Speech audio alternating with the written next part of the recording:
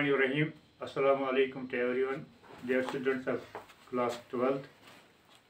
Today we are discussing the next part of the poem An Elementary School Classroom in Salem by Stephen Spender. In the earlier class, we have discussed the poor conditions of that elementary school,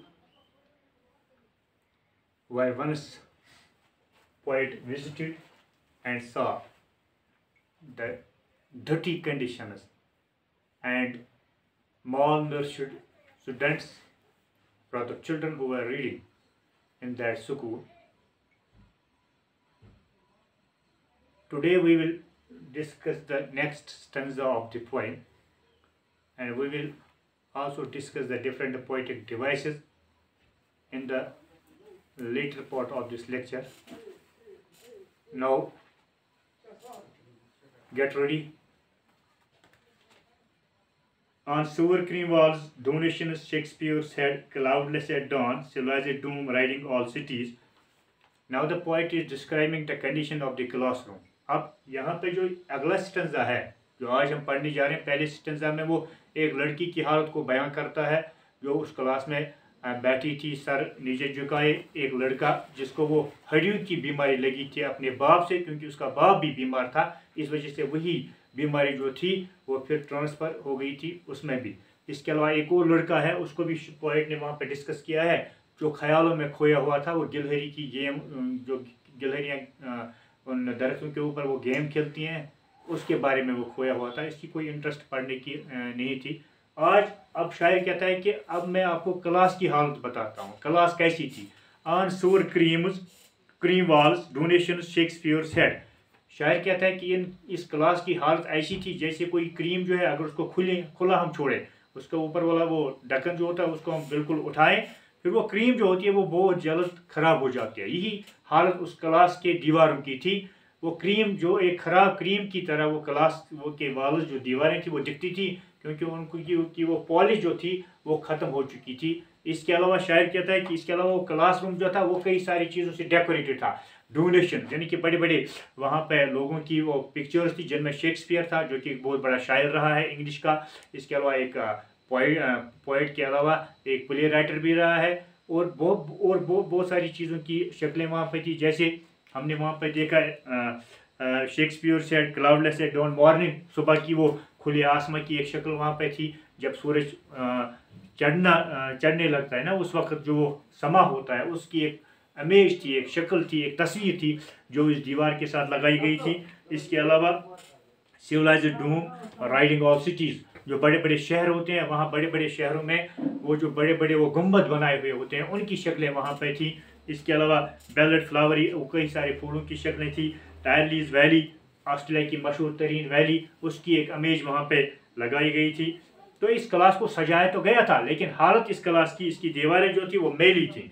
and yet for these children these windows not this map open handed map avoiding the world it's world.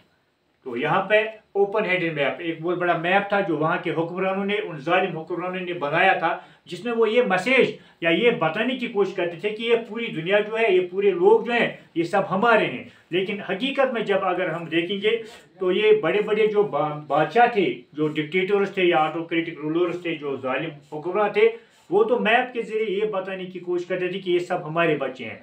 लेकिन अगर हम उनकी condition को देखेंगे, वो खुद तो ऐश करते थे, तो उनके पास हर एक फैसिलिटी थी। लेकिन ये जो रूरल एरिया में ये एलिमेंट्री स्कूल था, वहाँ की हालत जो थी वो काबिल बयां ही नहीं थी, क्योंकि वहाँ के बच्चे जो थे वो बिल्कुल बीमार थे।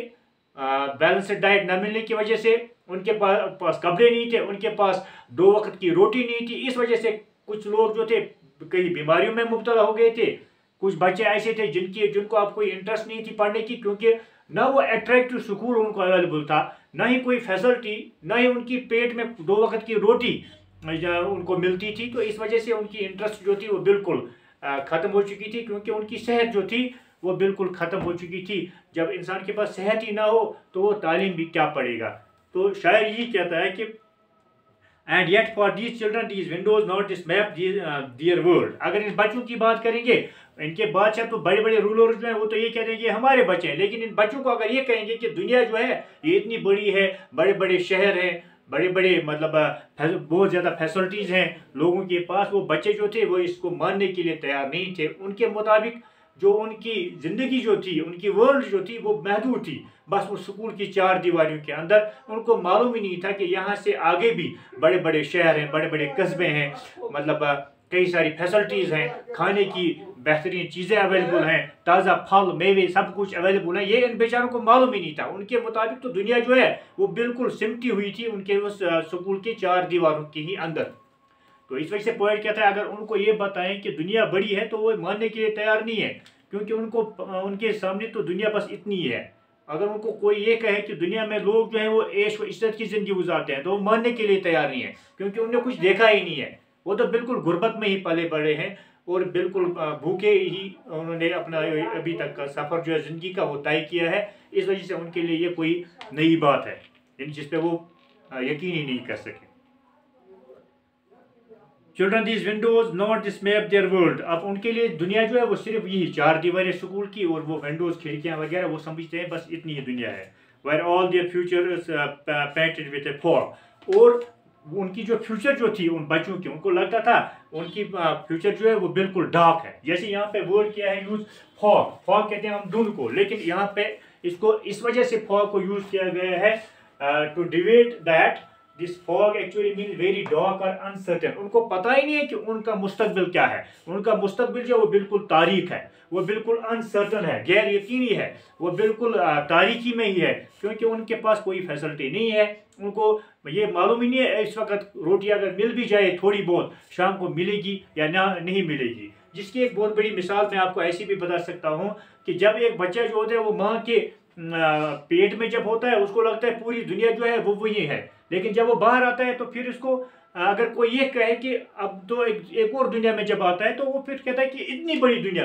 लेकिन अगर फिर उसको ये भी बताया जाए कि अभी जो कुछ आप देख रहे हो इससे भी बड़ी दुनिया है तो वो मानने के लिए तैयार ही नहीं हो जाएगा ना।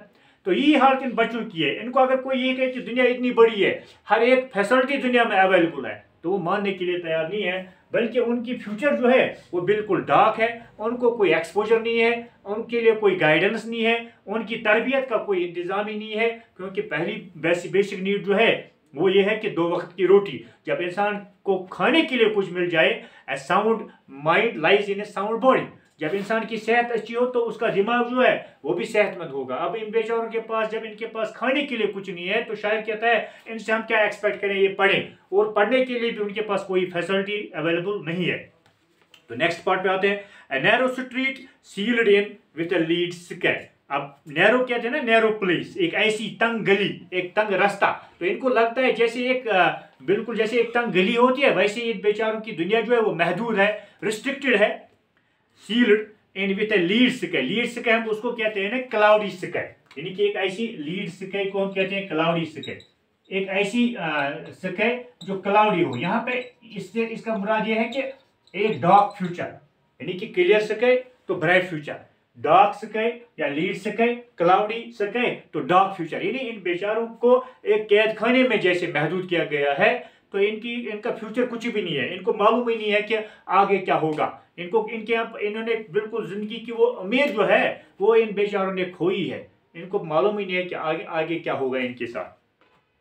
फार far from rivers capes and stars of woods.